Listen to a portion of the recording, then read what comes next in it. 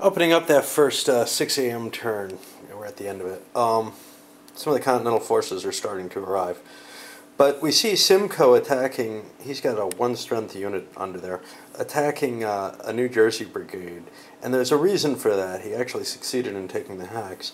The reason is, if you look at the combat system for this game, a leader with an open flank, first of all, gets a humongous bonus, which is that they have two options that are really good. Frontal assault, which if the defender is either skirmishing, unlikely, or withdraws, you get a huge bonus. And turn flank, if the defender tries to stand fast against a withdrawal. Now this only works if the defender has no leader, and you have a leader, and the flank's open. It's just a big bonus. Chances are you're going to come out of that with a positive modifier. Good chance it's a +2, actually. So you add that to the +2 because the Continental unit has a -1 morale, and the British unit has or the Loyalist unit has a +1, and then another +2 for Simcoe. You got a +6 to the die roll. On anything of a 3 or higher on the combat chart, or no, sorry, 4 or higher on the combat chart, you get a momentum chip, which is huge. And also, over on the 1 to 3 column, you only need an 8 or higher, which means you only need to roll a 2 to get a result that affects the enemy only. Not a big effect, just a retreat, but the idea here was really to try to gain a momentum chip. It didn't happen. 8 a.m., von Steuben managed to take care of those Simcoe troops. They were in a risky location. He threw his cav around behind so they couldn't withdraw, and now they're all captured. Probably wasn't a great idea to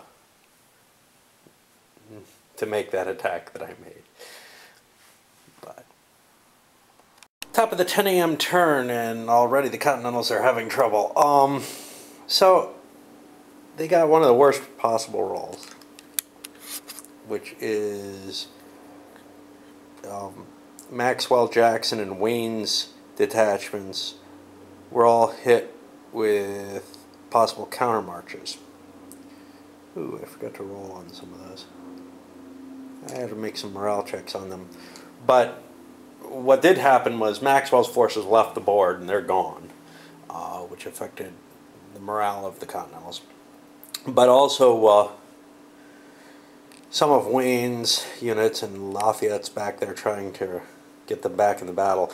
Those may be off the map. I got to make a roll for them, as well as Jackson's units, which hadn't moved the last turn because of this, are heading off the map. Again, those all have to make a morale check. Right now, I've got Durkee's units trying to do this broad outflank maneuver, which isn't really working, but I sent some of those militia forward to threaten the Shrewsbury Road connection, which the Brits had to throw their dragoons back to, because if they lose that, they just lose. And they're also forming a line near the courthouse itself, because that's where the victory points per turn. Wayne, he's not in charge of his own detachment here. He's in charge of Maxwell's detachment, I believe. But as long as he's leading them, they can keep moving forward. And similarly, with Wayne's detachment, which Lafayette's in charge of, you can see why command was a problem. They were able to move forward, but the other units of Wayne's detachment were not. And I have to make morale checks on them. Some of them might not be on the map. 11 a.m. we saw a lot less problems. I was mistaken. It's Grayson's detachment which Wayne has. So that was immune to the effects because he's stacked with them, or was. And he charged forward, grabbed a hunk of Monmouth, and then on the counterattack, Clinton was driven back further. But there's a big line, and those are really good British troops. We're talking Guard, we're talking Highlanders, and some Germans. That's a pretty potent stack right there, defensive line right there. No little outflank that's been set up is going to be able to penetrate that.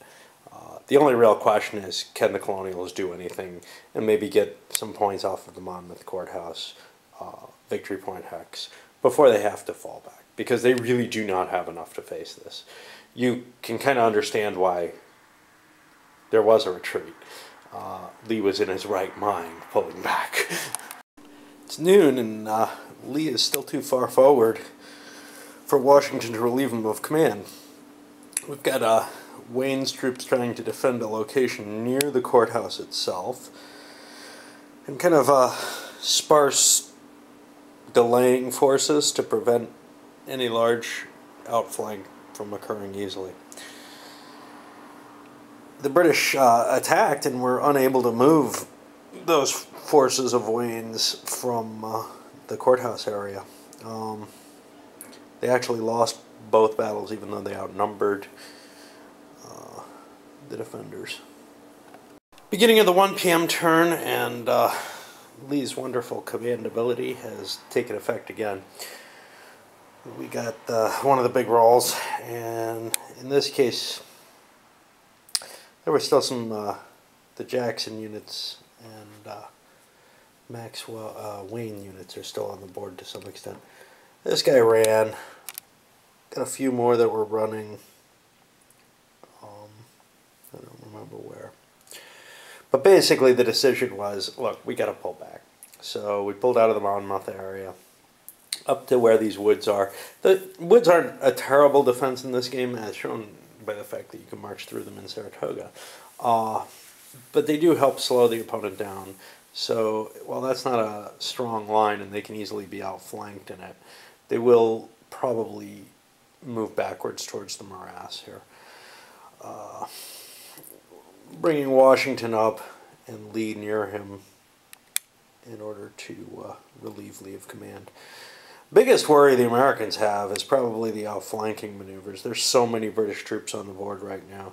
We're seeing a decent size coming around from this side. We got Cornwall with no Flint Gray. We got Cornwallis over here. We got Moncton leading the lights, trying to get around this side.